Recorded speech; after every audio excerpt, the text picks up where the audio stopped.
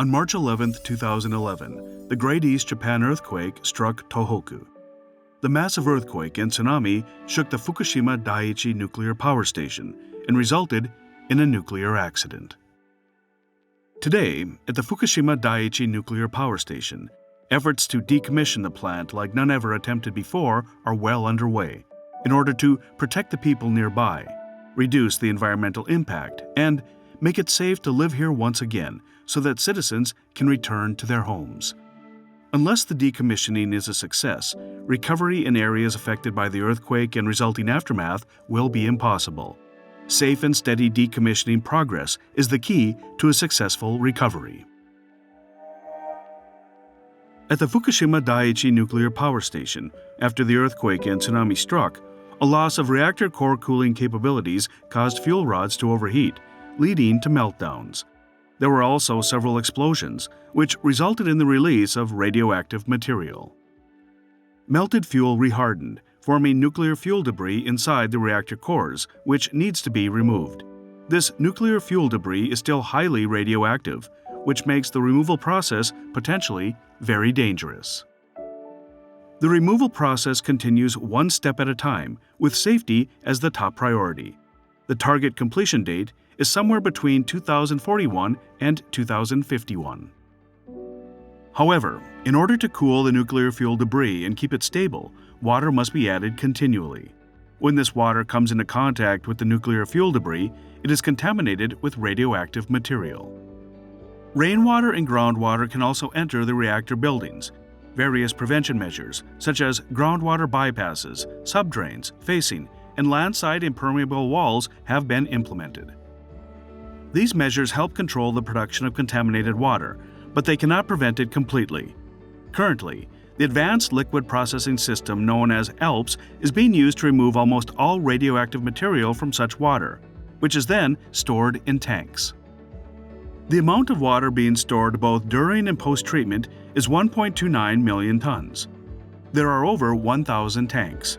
As long as nuclear fuel debris remains, the amount of treated water will continue to increase.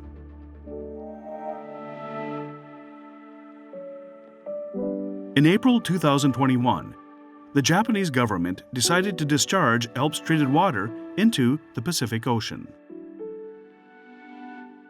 This decision was necessary to make the decommissioning and further recovery possible. ALPS equipment uses adsorption and filtering to reduce almost all types of radioactive material. For example, the amount of cesium in ALPS treated water is reduced to near a billionth. However, there is one radioactive material that ALPS cannot remove. That is tritium. However, this tritium can already be found in rainwater, ocean water, and tap water. Due to its structure, even if we ingest tritium, it is excreted just like water is and does not accumulate in the body. Furthermore, the combined 1.29 million tons of water currently being held in tanks only contains a meager 15 grams of tritium.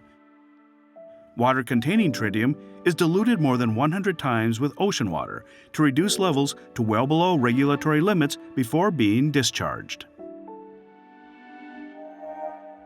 The discharge of tritium within regulatory limits into the ocean occurs at many other nuclear power stations around the world. The International Atomic Energy Agency has conducted rigorous reviews on decommissioning with the assistance of experts from around the world. The IAEA stated the discharge into the ocean to be technically feasible and in line with international practice. Throughout the discharge process, the IAEA will continue to provide support in monitoring the impact on the oceans and environment, and results will be released publicly. Laboratories in France, Germany, the Republic of Korea, and other countries have been comparing the results of monitoring, and there have also been ongoing reviews of the safety of ALPS-treated water. Careful observation from the international community ensures that the discharge will be carried out safely. Furthermore, regular monitoring has been conducted before and after the start of the discharge to verify its impact on the radioactive substance concentrations in the ocean and marine life. Measurements and analyses of radioactive substance concentrations in seawater and fish are conducted not only by TEPCO, but also by the national government and Fukushima Prefecture, with the results being publicly available on the web. The decommissioning and discharge of treated water into the ocean rely on far more than ALPS technology alone. The dangerous and complex process of removing nuclear fuel debris remotely using robotic technologies is just one example of the many cutting-edge technologies being used. Behind the decommissioning process and these unprecedented efforts are the people who rise to the challenge, driven by passion and a sense of mission, with the support of Japan's cutting-edge technologies. In the areas affected by the Great East Japan earthquake, people should be able to enjoy life again. In order to make this a reality, the steadfast journey of recovery continues.